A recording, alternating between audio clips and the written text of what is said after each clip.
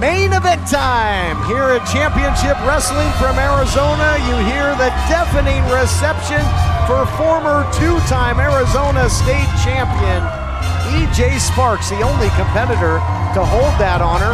Can he add to that history and make it 3 times? Todd, listen up. The crazies are electric today. He feels it. He feeds off of it. Jeter is going to have his hands full with this ball of electricity.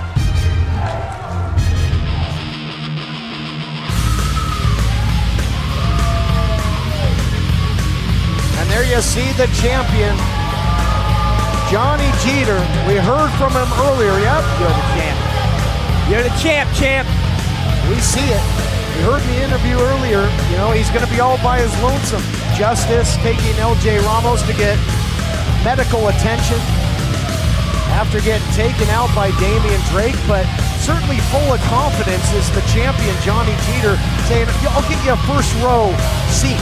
You can see me at AZ150, AZ150, and forever and a day. But we'll see what happens as the title's on the line. Here to set the stage, ring announcer Ben Barnes.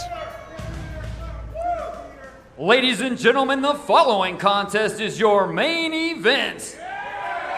And it is for the Arizona State Heavyweight Championship. Introducing first to my right, the challenger, hailing from the Valley of the Sun, weighing in at 175 pounds, Phoenix's favorite son, E.J. Sparks!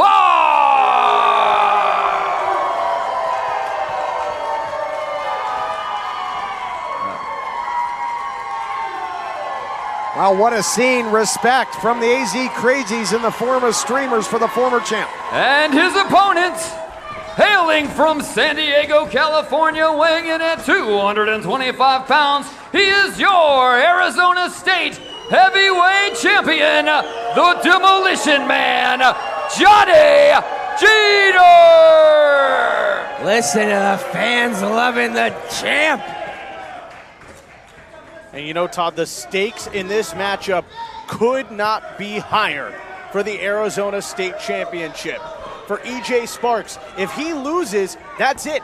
He will never get another opportunity to challenge for that title the rest of his career. It doesn't matter who holds it. That's correct. And on the flip side, though, Johnny Jeter, the reigning champion, champion's advantage is out the window. He's not beyond taking a shortcut, getting himself disqualified, getting himself counted out in the past to hold on the gold.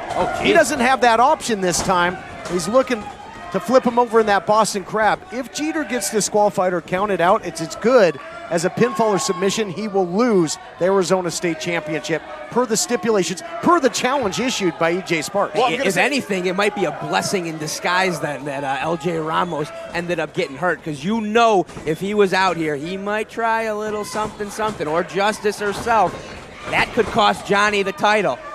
Well, how confident is the champion that he is willing to put his champion, to take his champion's advantage out the window with how much he's relied upon it throughout his entire reign as champion? Relied? Used. Not relied, used. What was his strategy? You know, he countered, as you see the takedown there, countered indeed right there to the roundhouse rhythm. Again. Looking to cinch him up and looking for the submission. Countering that challenge to the stipulation by saying, hey, if I beat you, you will never challenge for this title again. You'll be completely out of the Arizona State Championship picture, whether I hold the title, which Jeter, if we heard him earlier, says he's going to hold it basically forever, or whoever might hold the title in the future. I mean, Sparks, he has put his heart and soul into championship wrestling from Arizona and trying to get that title. A loss here, that would be devastating for his psyche. We've heard the words of the challenger. We know how important the Arizona State title is to him, but we also know how important it is to Johnny Jeter, the current champion. We know he won't go to any lengths to retain that title. But he can't. He can't in this one. He's got to beat him fair and square in the center of the ring. And so, you know, it changes the game plan of the champion, you got to believe. Nobody home. Jeter's been one step ahead, countered the roundhouse rhythm earlier, elevates him up right down into that knee. Beautiful strike by the champion, trying to put him on ice early. Jeter goes for the cover. Only a count of 2. The champion dominant in the early going main event returns after this. Welcome back, everyone, to the main event. AZ150 Arizona State Championship on the line. John Roberts, throughout the break, the champion completely dominant. Absolutely. Johnny Jeter has been in the driver's seat, almost on cruise control, with how much he has been able to take the fight to EJ Sparks throughout the break. Exactly the maneuver I was looking for. Jeter, pin 1, 2. See, this is strategy. He is working that midsection. Oh, dropping knees now onto Sparks. And then every pin attempt, deep cover, 1, 2, making Sparks use those abs, kick out against the heavier opponent. This is why Johnny Jeter will stay champion. And if the champion can damage that core of the challenger, it might take that effectiveness away from the roundhouse rhythm. Dan, I posed the question to you. We went over the stipulations of this matchup as the champion goes for an abdominal stretch. Given the stipulations, who do you think has the advantage? Ooh, the advantage in this is Johnny Jeter. Of course it's Johnny Jeter. He doesn't need to rely. He's done it before. He's relied on the champion's advantage, sure. Or he's done it, but he hasn't relied on it. He doesn't need to do that. He's too talented. He's too big. He's the champ. Wait, Dan, has he relied on it or hasn't he? He hasn't relied on it. He's used it. It's different. I don't rely on milk, but I use it in my cereal. And just think of the long-term ramifications here as the challenger goes for the cover. Nice roll-up. It's kind of all or nothing here. Oh, big spin heel kick there by Jeter. A big man that can fly as well and catch you, and he did just there, count of 2. Well, Johnny Jeter trying to put Phoenix's favorite son on ice and put his opportunities for the Arizona State title in the, make it distant history for the rest of his career. Well, that's it. You know, for EJ Sparks, it's win or go home permanently when it comes to the Arizona State Championship. All his eggs are in one basket, this one matchup. For Jeter, he can put one of his toughest challengers on ice for good. Jeter looking for the Irish whip, trying to impose some strength right back into that abdominal stretch. And again, trying to work. He can't quite get his leg around on Sparks. This ain't cinched in quite as tight as I'm sure he'd like it, but all the damage that's been done already to Sparks. Look at his face. And we've seen the training videos coming out of the camp of EJ Sparks. We've seen the way he's been training all over social media for this historic matchup. Is his cardio where it needs to be to take down the Arizona champion? Forget cardio. I just hope he did a lot of crunches.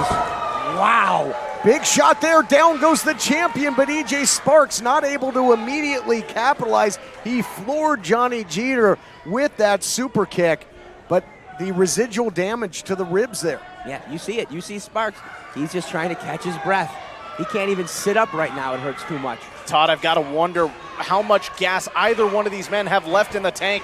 They have already expelled so much energy throughout this matchup, and you can hear the crazies trying to will on EJ Sparks. Different positions, though. Sparks got that midsection working. He's going to have trouble breathing.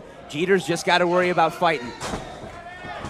Yeah, but Jeter, so muscle-bound, he's got to carry that extra body weight around if this goes into deep water. Now look at the speed of the hands.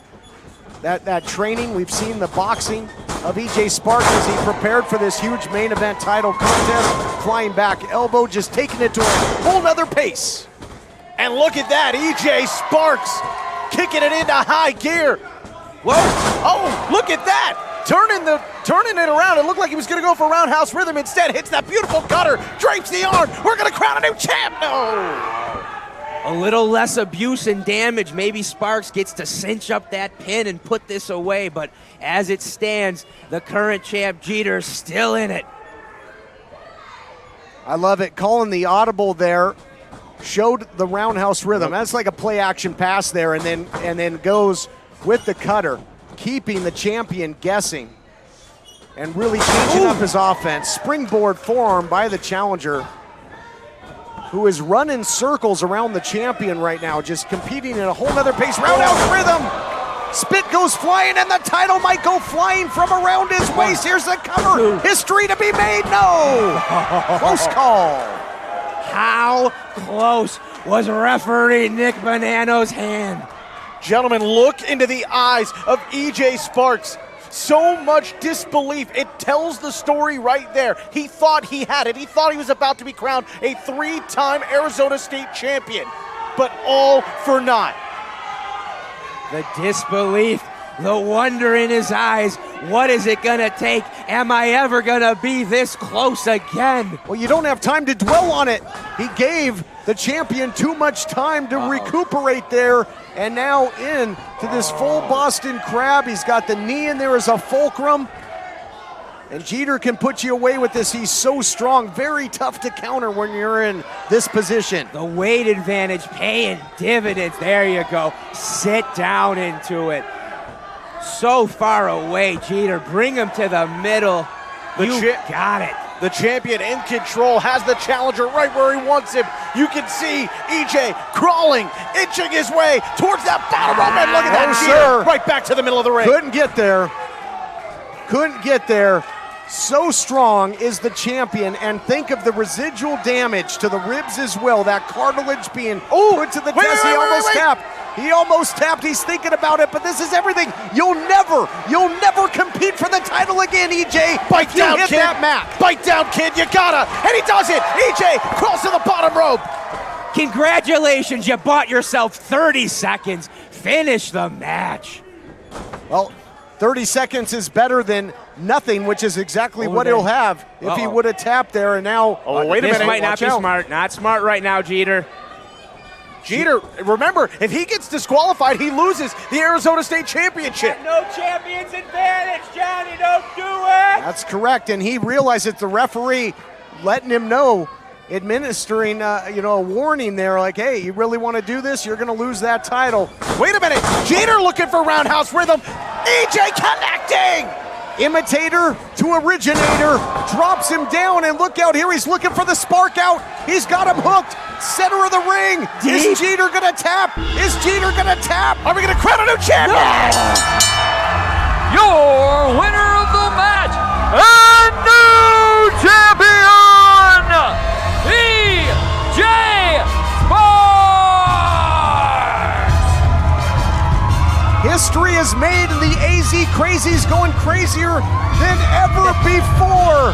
Unbelievable, the roar absolutely deafening, the Nile Theater coming completely unglued. Fans up everywhere.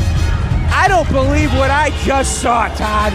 A historic victory for EJ Sparks. Oh, wait a minute. Oh, no. Oh, this. The spotlight! This has got to feel like deja vu. You'll recall at AZ100. It was Evan Daniels that cashed in. Now R3 holds the silver spotlight. Don't tell me that history is going to repeat itself. 2 new champs today. We're going to see it. First EJ Sparks, and now R3.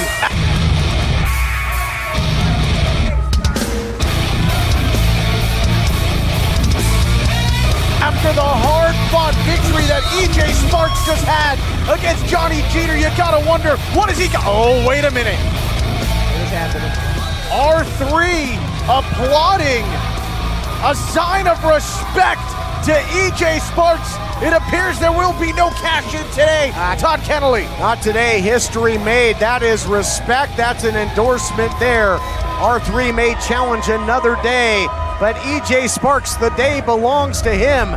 History made, the first and only 3-time Arizona State champion. Drink it in. You deserve it.